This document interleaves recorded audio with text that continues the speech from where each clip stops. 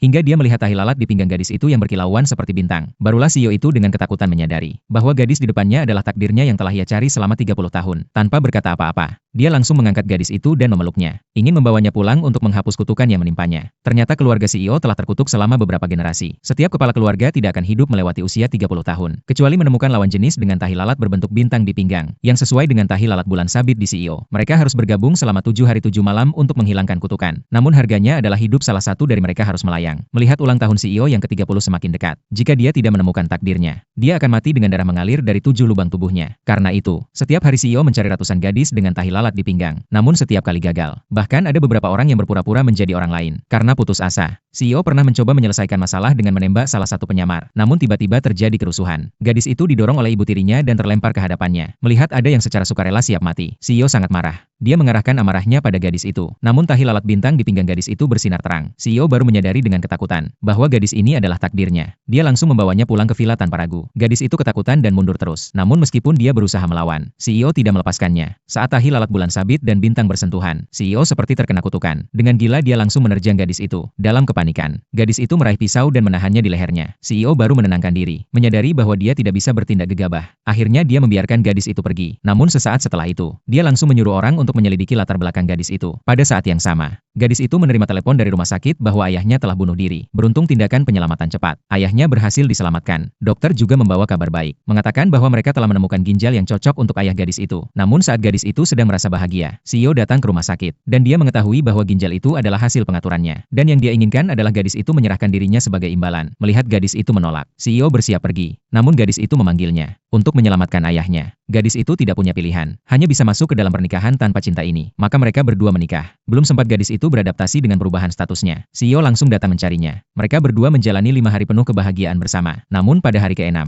pemandangan menyilaukan. Tepat dilihat oleh wanita licik yang datang mencari CEO. Dulu dia rela kehilangan kedua kakinya demi CEO. Kini melihat ada wanita lain di sisi CEO. Rasa cemas langsung datang. Maka pada hari ke-7, saat CEO tidak ada, dia sengaja membawa gadis itu ke ruang gelap di rumah CEO. Dia terkejut melihat di dalamnya tidak hanya peti mati baru yang dibuat, tapi juga foto almarhum CEO yang tergantung di dinding. Belum sempat memahami situasinya, wanita licik itu sengaja memecahkan lampu kehidupan yang mahal dan dibawa oleh kakek CEO, dan menjebaknya pada gadis itu, seperti yang diperkirakan. Kakek CEO sangat marah ketika mendengar lampu kehidupan itu dihancurkan. Dia memerintahkan untuk menangkap gadis itu, dan mempersiapkan untuk mencambuknya 30 kali. Saat itu, CEO datang tepat waktu. Dia memegang erat cambuk yang hendak jatuh, dan mengatakan bahwa gadis itu istrinya. Dia bersedia menanggung semua akibatnya. Kakek CEO sangat marah hingga hampir menggigit giginya. Akhirnya dia setuju dengan permintaan CEO untuk menggantikan hukuman. Melihat CEO yang dipukuli hingga pucat, gadis itu merasa sangat sakit hati. Tidak mengerti mengapa CEO rela berkorban begitu banyak meskipun mereka baru beberapa hari mengenal. Padahal beberapa hari kebersamaan telah merubah perasaan mereka